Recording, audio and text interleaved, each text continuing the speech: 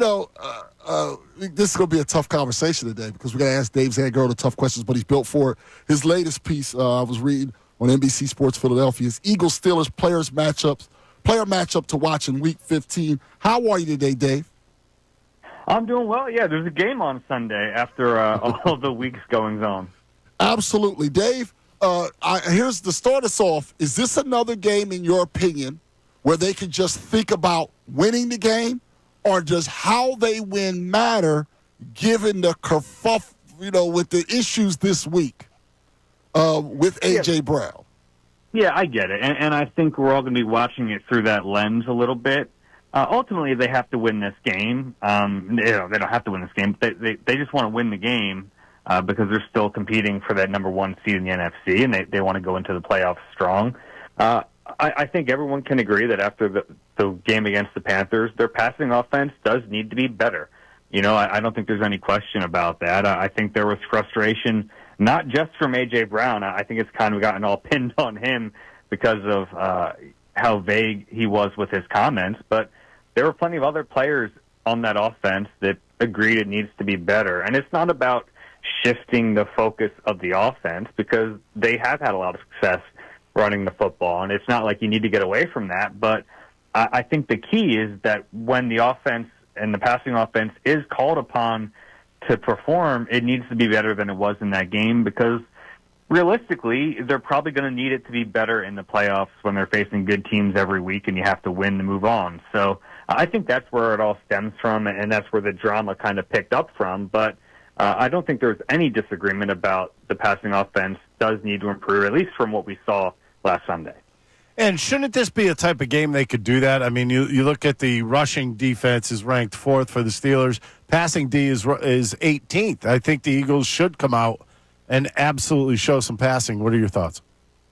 Yeah, I think they definitely have the opportunity, but it's not like they can't run against good run defenses either. Now, it depends on how much the Steelers really sell out to stop the run. You think back to the Ravens game. That was the number one run defense in the league, and they still were able to grind out yards and play the way they've played throughout this whole winning streak. So I think they're still going to try to have a good running attack, but if the Steelers sell out to stop the run, then you just have to take advantage of that. And curious to see the target share this week because, look, if I'm A.J. Brown, I'm probably frustrated about the way last week went, too.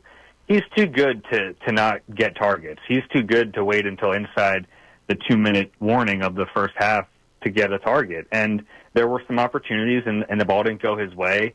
I understand his frustration. I think I would be frustrated, too, if I'm one of the best players on the field and the ball's not coming to me in a tight game where you can help. So I think there will be opportunities for him this week and the passing game in general. But I also don't think, they shouldn't overcorrect this. It shouldn't be, everyone's talking about the passing offense. We need to prove ourselves in the passing offense and get away from what's worked for them so well in this 9-game winning streak. I think it's about finding a balance, and I think it's about the passing offense doing what it needs to do when it is called upon. Well, we've been talking about a lot, Dave, the last few days is the script has not been good. They have not done well a lot in the first quarter of games. If you were Kellen Moore, and you mentioned just now not overcorrecting, but if you were Kellen Moore, would you at least consider maybe getting some plays where A.J. is getting the ball? I don't know if it's a screen. I don't know what you have to do, but some plays specifically for him in the early script. Would you consider that if you were Kellen Moore? Yeah, I mean, I'd always consider that. He's a really good player. And, it's one of the things that kind of got lost in the shuffle this week with everyone talking about the drama aspects of this team. But Kellen Moore even said he's going to focus on finding ways to ensure that A.J. Brown gets the ball and even plays that are designed to go to him, like doing everything he can in his power to make sure that the ball does go to him. So, there should be an effort to get A.J. Brown the football. It's almost like rudimentary, right? He's one of the best receivers in the league. He's arguably their best player. It makes a lot of sense to try to get him the ball early. And the script has been a problem all year, like the early starts to games. I don't think there's an easy solution for that. If there was, they would have found it already. But it does need to get better. I think that is a legitimate concern. in this part of the season that they've been so ineffective early in games, getting points on the board. And that's not to say, certainly they're looking for information. That's a part of your opening script. You're trying to figure out what the defense is doing so you can get something on them later in the game. But ideally, you're able to do both. You're able to information gather, and you're able to get some yards and put up points. Again, this is all these are high-level things because you're talking about a team that is a Super Bowl contender.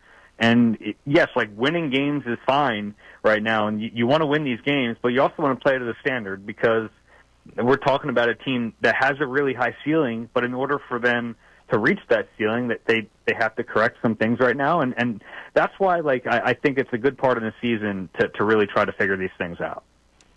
How big of a role does Jordan Davis and Jalen Carter play in a game like this against these backs for the Steelers? Yeah, I mean, they're going to try to run the football. No George Pickens in this game. That's a big loss for them. He's out with a hamstring injury. He's their best weapon offensively in the pass game. They don't have a ton else aside from him. They have a good tight end, but George Pickens is their big threat, especially down the field. So I'd anticipate they're going to try to run the football in this game. Now, the Steelers use a ton of 12 and 13 personnel, like the heavy packages with extra tight ends on the field. So I'm kind of curious to see how the Eagles combat that. They've been so heavy nickel with extra defensive backs on the field. So in this game, it could be a bigger Jordan Davis game. He might have to be on the field a little bit more.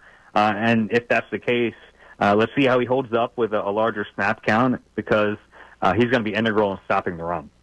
We're speaking with Dave Zangaro. He does a tremendous job covering the Eagles for NBC Sports Philadelphia. Joins us every Friday. Piggybacking off what Ricky just mentioned with the defense and what you were just talking about, once again, the drama about the offense kind of masked the fact that this was probably the worst defensive game in a little while. Bryce Young caused some issues. Thielen was able to get open and do some things, and obviously we know about the big drop late in the game. Do those guys, obviously insulated and separate from the drama, do those guys kind of realize that they were not at their best and need to come back this week better if they expect to win? Yeah, I think so. And ultimately, they've set the bar so high that it wasn't like they played an awful game against the Panthers, but it certainly wasn't up to the standard they've set, the previous 8 games in that win streak. Cooper DeJean finally looked a little human in that game, and that's fine. Vic Fangio talked about that. They expect him to learn from that, and it's always nice when you're able to get those lessons in a win instead of a loss. But no question, I think he's going to bounce back. Early in that game, I thought they were a little leaky against the run. They weren't able to bring down Hubbard on the first attempt, and that's something you have to do in this game, even though Najee Harris isn't great after contact, but he's a big guy, and if you don't make sure you bring him down, he can rumble a little bit. So I think that was a problem early in the Panthers game. I thought by the end of it, they had kind of cleaned it up a little bit. And then, the Panthers played well. I thought Bryce Young just showed a lot in that game. I didn't think his numbers were outstanding, but I thought he did a lot to extend plays. And Russell Wilson has a little bit of that to his game, even at his advanced age. So if you have a chance to bring him down, you have to do it. All right, so it's 7:30 Sunday night. Who's happier, A.J. Brown or Saquon Barkley? I think they're both going to be pretty happy if they win. And that's the thing about A.J. that does get misconstrued a lot. I think that, and he has felt this before, too. He gets, vilified, and people kind of think he's this diva receiver. And don't get me wrong, he wants the football, and he should want the football, but from my perspective, it is all stemming from a place where he wants to win, and he wants the standard to be high. So I do think he's going to have a big game. I think there's going to be a concerted effort to get him the football. If they win, I really do think both guys are going to be happy. And that's one thing that's made this kind of transition to a run-first offense probably more palatable for the receivers and for everyone involved is that, they see how special Saquon Barkley is.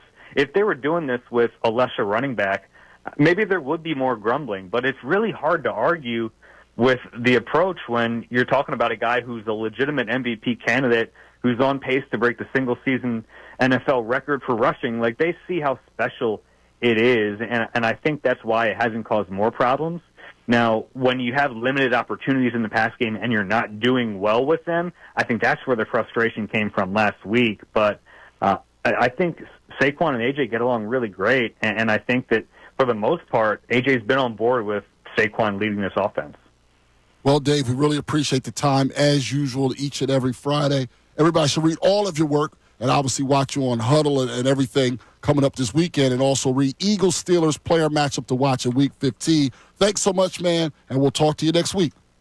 All right, guys. Take care. Thank you. All right. That was Dave Zangaro on the Comcast Business Hotline. Does a tremendous job. Cover the Eagles for NBC Sports Philly. Thanks so much, everybody, for watching. Really appreciate it. If you want more of this content, make sure you like and subscribe. And you know you can do that kind of over here if you want more of the best show ever.